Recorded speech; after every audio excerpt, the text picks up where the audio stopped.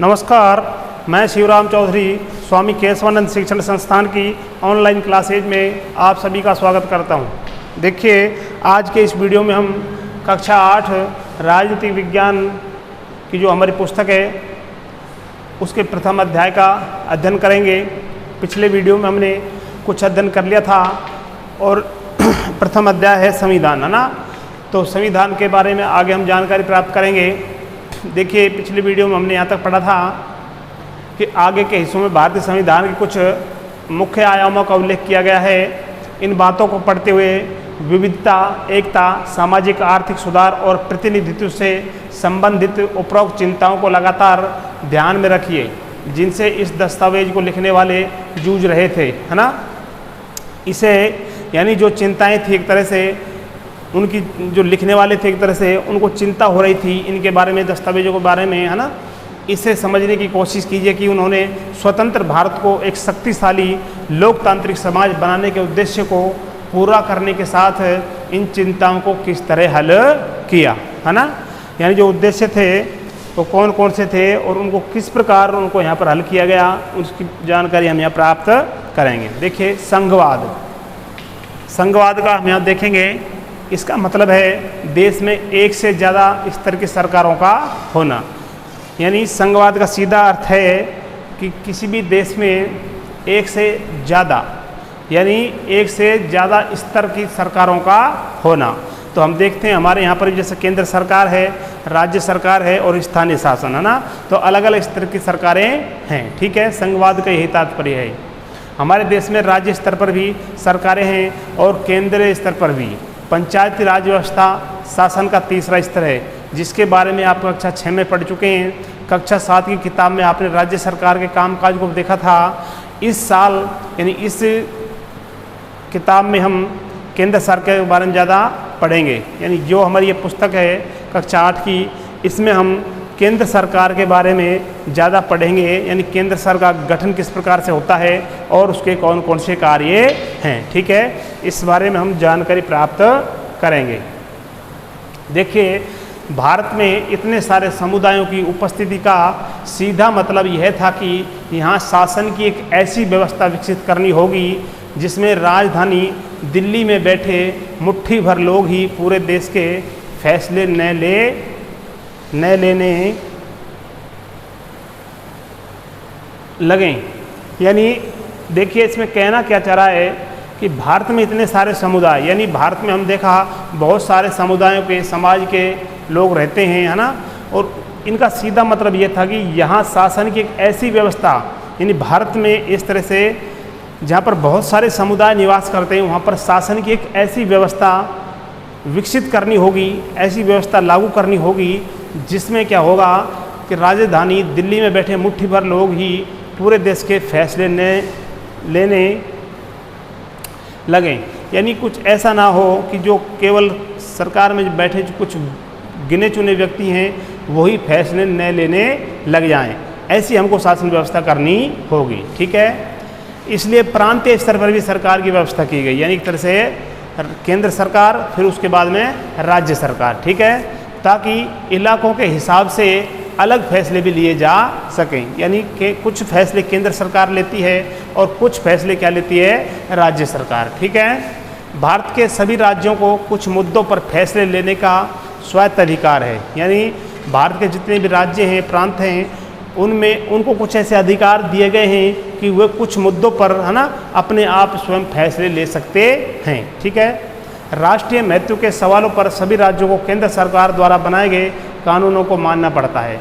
अगर बात जब राष्ट्रीय महत्व की आती है, केंद्रीय महत्व की अगर बात आती है, तो उन सवालों पर सभी राज्यों को, यानी जितने भी भारत में जो राज्य हैं, केंद्र सरकार, एक तरह से राष्ट्रीय सरकार द्वारा जो नियम कायदे कानून बनाए गए हैं उनको मानना पड़ता है, ठीक है। कार्य क्षेत्र की स्पष्टता के लिए संविधान में कुछ सूचियां दी गई हैं। संविधान में क्या दी गई हैं, कुछ सूचियां दी गई हैं जिनमें बताया गया है कि कौन से स्तर की सरकार किन मुद्दों पर कानून बना सकती है, ठीक है। इसके साथ संविधान यह भी तय करता है कि प्रत्येक स्तर की सरकार अपने कार्यों के लिए पैसे का इंतजाम कहाँ से कर सकती है। संघवाद के अंतर्गत राज्य केवल केंद्रीय सरकार के प्रतिनिधि नहीं होते, उन्हें भी संविधान से ही अपनी ताकत और अधिकार मिलते हैं। भारत के सभी लोग इन सभी स्तरों की सरकारों द्वारा बनाए गए कानूनों और नीतियों के अंतर्गत आते हैं। यानी जितने भी नागरिक भारत देश में निवास करते हैं वो देखिए सभी स्तरों की सरकारों द्वारा, यानी 3 स्तर हमारे यहाँ पर बताए गए हैं, उनके द्वारा जो कानून और नीतियाँ जो बनाई गई हैं उनके अंतर्गत आते हैं। तो देखिए हमने देख लिया संघवाद। अगला देखिए संसदीय शासन पद्धति, यानी संसदीय शासन प्रणाली। देखिए सरकार के सभी स्तरों पर प्रतिनिधियों का चुनाव लोग खुद करते हैं। यानी सरकार का चाहे कोई सा भी स्तर हो, चाहे राष्ट्रीय स्तर हो या प्रांतीय स्तर हो या स्थानीय स्तर हो, सभी पर देखिए क्या करते हैं लोग, जो चुनाव हैं अपने प्रतिनिधियों का खुद करते हैं। यानी जनता के द्वारा प्रतिनिधि चुने जाते हैं। ठीक है। कक्षा 7 की किताब के शुरू में कांता की कहानी दी गई थी, जो वोट डालने के लिए कतार में खड़ी है ना। पिछली कक्षा में हमने अध्याय में पढ़ा था कांता और सुजाता, यानी दोनों वोट डालने गई थी, है ना। और वो जो मत डालने की, जो वोट डालने की जो लाइन है उसमें खड़ी हुई दिखाई गई थी, है ना। भारत का संविधान अपने सभी वयस्क नागरिकों को वोट डालने का अधिकार देता है। यानी भारत के संविधान में ऐसा प्रावधान किया गया है कि यहाँ पर जो वयस्क, यानी एक तरह से जो जवान हैं, आयु जिनकी निश्चित की गई है, वो सभी वोट डाल सकते हैं। ठीक है। संविधान सभा के सदस्य जब संविधान की रचना कर रहे थे तो उन्हें लगा कि स्वतंत्रता संघर्ष ने भारतीय जनता को वयस्क मताधिकार का प्रयोग करने के योग्य बना दिया है। ठीक है। उन्हें विश्वास था कि इससे न केवल लोकतांत्रिक सोच व तौर तरीकों को प्रोत्साहन मिलेगा, बल्कि जाति, वर्ग और औरत मर्द के फर्क पर आधारित ऊंच नीच की बेड़ियों को भी तोड़ा जा सकता है। यानी समाज में एक तरह से समानता की भावना लाई जा सकती है। सार्वभौमिक मताधिकार का मतलब है कि अपने प्रतिनिधियों के चुनाव में देश के सभी लोगों की सीधी भूमिका होती है। ये देखिए क्या है सार्वभौमिक मताधिकार का अर्थ। इसके अलावा हर व्यक्ति खुद चुनाव भी लड़ सकता है, चाहे उसकी सामाजिक पृष्ठभूमि कैसी भी क्यों ना हो। ये प्रतिनिधि जनता के प्रति जवाबदेह होते हैं। यानी ये जो प्रतिनिधि चुन करके जाते हैं, ये जनता के प्रति, जनता को जवाब भी दे सकते हैं। ठीक है। लोकतांत्रिक कार्य पद्धति में प्रतिनिधित्व क्यों महत्वपूर्ण होता है? यानी एक तरह से जहाँ पर लोकतांत्रिक सरकार है वहाँ पर जो कार्य पद्धति होती है लोकतांत्रिक सरकार की, उसमें प्रतिनिधित्व यानी प्रतिनिधि चुना जाना क्यों महत्वपूर्ण होता है, इसके बारे में आप इसी पुस्तक की दूसरी इकाई में और विस्तार से पढ़ेंगे। यानी अगले अध्यायों में इस बारे में अधिक पढ़ेंगे। ठीक है। तो अगला बिंदु देखिए शक्तियों का बंटवारा। संविधान के अनुसार सरकार के 3 अंग हैं। देखिए संविधान में एक तरह से निर्माण किया गया, तब ये प्रावधान रखा गया कि सरकार के कितने अंग होंगे? 3। देखिए कौन कौन से हैं? विधायिका, दूसरा है कार्यपालिका और तीसरा है न्यायपालिका। अब देखते हैं विधायिका में हमारे निर्वाचित प्रतिनिधि होते हैं, यानी जिनको हम चुन करके भेजते हैं, वो प्रतिनिधि कहाँ होते हैं? विधायिका में। ठीक है। कार्यपालिका ऐसे लोगों का समूह है जो कानूनों को लागू करने और शासन चलाने का काम देखते हैं। ठीक है। न्यायालयों की व्यवस्था को न्यायपालिका कहा जाता है, जिसके बारे में आप इस पुस्तक की इकाई 3 में पढ़ेंगे। यानी तीसरा जो अध्याय है हमारा एक तरह से, उसमें हम पढ़ेंगे सरकार की किसी भी शाखा द्वारा सत्ता के दुरुपयोग को रोकने के लिए प्रावधान किया गया है। इन सभी अंगों की शक्तियाँ एक दूसरे से अलग होंगी।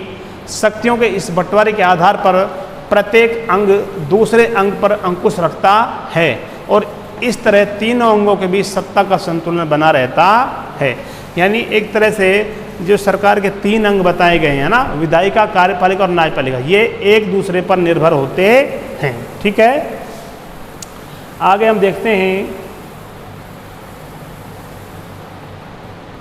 देखिए इस अध्याय में राज्य शब्द का अक्सर इस्तेमाल किया गया है। ध्यान रखें इसका मतलब राज्य सरकारों से नहीं है। जब हम राज्य शब्द का इस्तेमाल करते हैं तो हम उसे सरकार से भिन्न अर्थ में लेते हैं। सरकार की जिम्मेदारी होती है कानून बनाना और लागू करना, लेकिन चुनावों के जरिए सरकार बदल सकती है।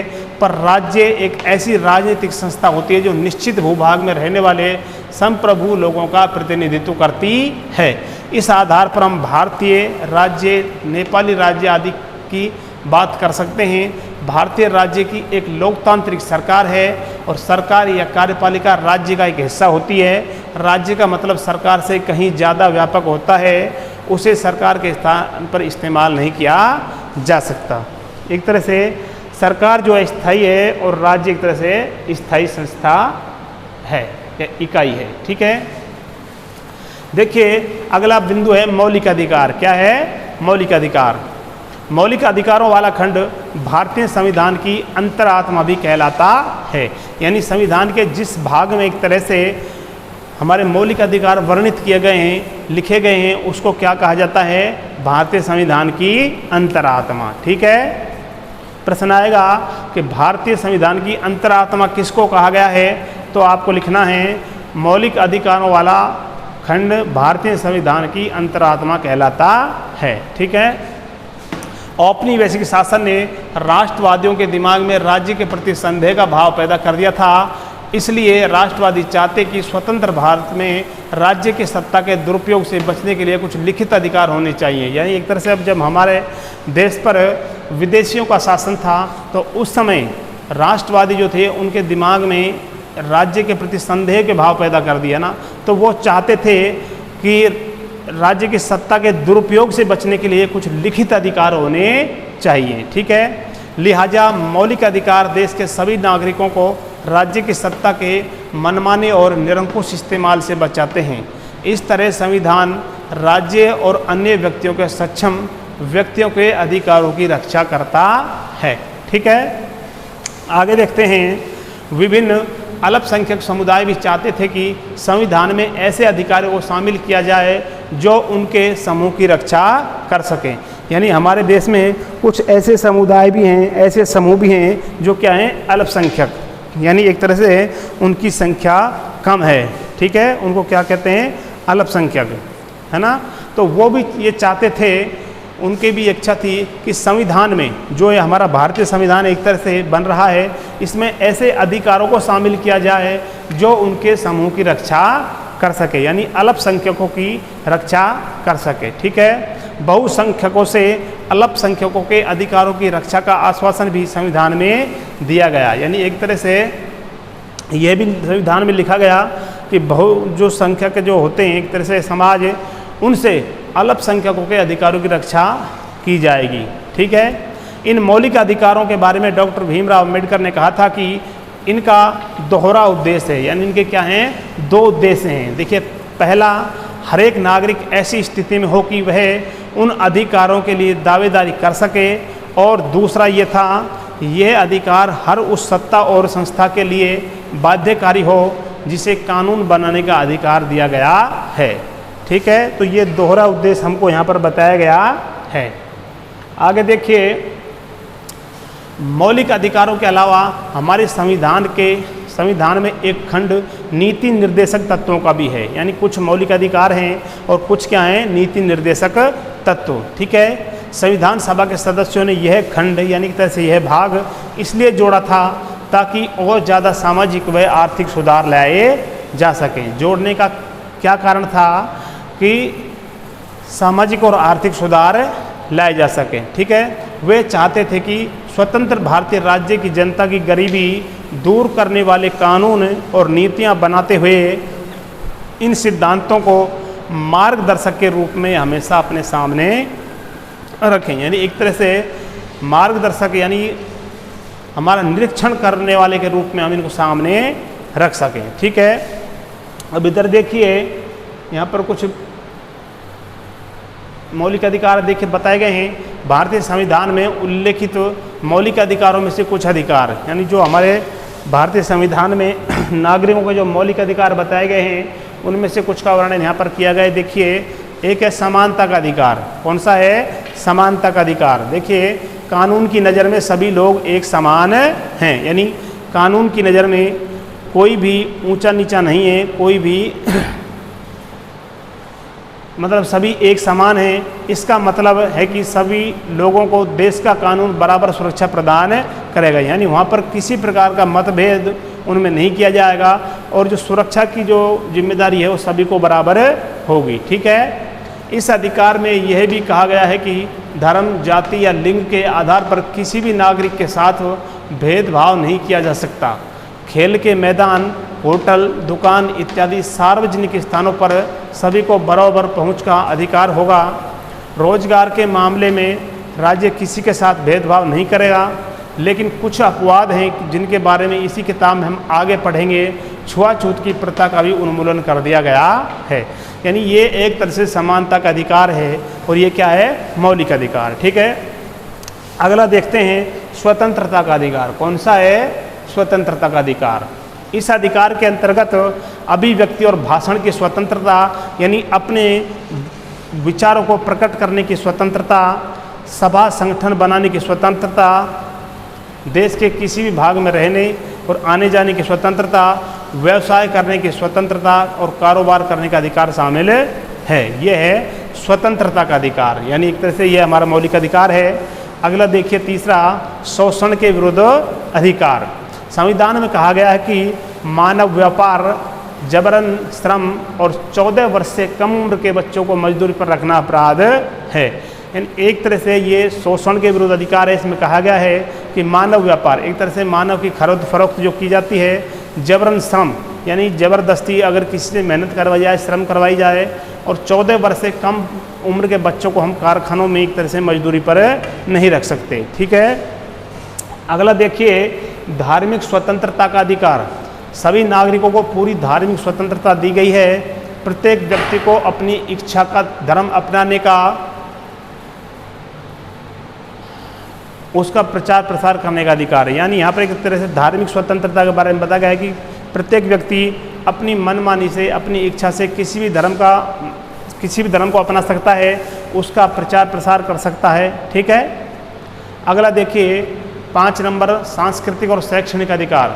संविधान में कहा गया है कि धार्मिक या भाषाई सभी अल्पसंख्यक समुदाय अपनी संस्कृति की रक्षा और विकास के लिए अपने अपने शैक्षणिक संस्थान खोल सकते हैं। यानी जो अल्पसंख्यक समुदाय हैं वो अपनी संस्कृति की रक्षा के लिए और उसके विकास के लिए अपने शैक्षणिक जो संस्थान हैं, एक तरह से विद्यालय, स्कूल खोल सकते हैं।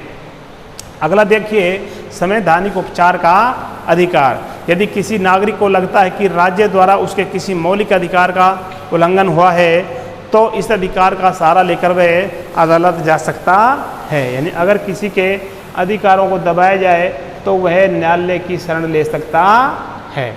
तो देखिए हमने यहाँ पर 4 पढ़ लिए थे मौलिक अधिकार, और मौलिक अधिकार के बारे में अब हम देखेंगे धर्मनिरपेक्षता। क्या है? धर्मनिरपेक्षता। धर्मनिरपेक्ष राज्य वह होता है जिसमें राज्य अधिकृत रूप से किसी भी धर्म को राज्य के धर्म के रूप में बढ़ावा नहीं देता। धर्मनिरपेक्षता का अधिक अर्थ यहाँ पर बताया गया है। क्या है कि ये, इसका तात्पर्य यह है कि राज्य जो है किसी भी धर्म को राज्य के धर्म के रूप में एक तरह से मान्यता प्रदान नहीं करे। ठीक है। और इसके बारे में अगले अध्याय में विस्तार से पढ़ेंगे। जब आप इस बात को समझने लगे होंगे कि कभी कभी देश का इतिहास यह तय कर देता है कि देश का संविधान कैसा होगा। संविधान उन आदर्शों को तय करने में एक महत्वपूर्ण भूमिका निभाता है जिन्हें हम अपने देश और अपने प्रतिनिधियों के जरिए साकार करना चाहते हैं। यानी जो प्रतिनिधि हमने चुने हैं उनके जरिए जो हमारे एक तरह से अधिकार हैं उनको साकार करना चाहते हैं। उनको जिस तरह फुटबॉल के नियम बदलते ही खेल बदल जाता है, उसी तरह जिन देशों के संविधान में भारी बदलाव आ जाते हैं वहाँ देश का बुनियादी स्वरूप भी बदल जाता है। हम नेपाल में ये देख ही चुके हैं, वहाँ लोकतंत्र बनाने की ज़रूरत के साथ ही एक नए संविधान की ज़रूरत पैदा हो गई। ठीक है। आगे देखते हैं। ऊपर हमने भारतीय संविधान के जिन आयामों का जिक्र किया है वे कई बार काफ़ी जटिल दिखाई देते हैं हमको और उन्हें समझने में मुश्किल भी महसूस होती है। लेकिन अभी आप इस बारे में ज़्यादा फिक्र नहीं करें। इस पुस्तक के बाकी अध्यायों में और अगली कक्षाओं में भारतीय संविधान के इन सभी पहलुओं के बारे में आप लगातार सीखते जाएंगे, ठोस रूप से उनका अर्थ जान पाएंगे। यानी इनके बारे में, संविधान के बारे में हम और अधिक जानकारी प्राप्त करेंगे और अगले अध्यायों में विस्तार से इनके बारे में चर्चा की जाएगी। ठीक है, तो एक तरह से आज हमारा अध्याय पूर्ण हुआ और आज के वीडियो में इतना ही। अगले वीडियो में नए अध्याय के साथ आपसे फिर मुलाकात होगी। तब तक के लिए नमस्कार, धन्यवाद।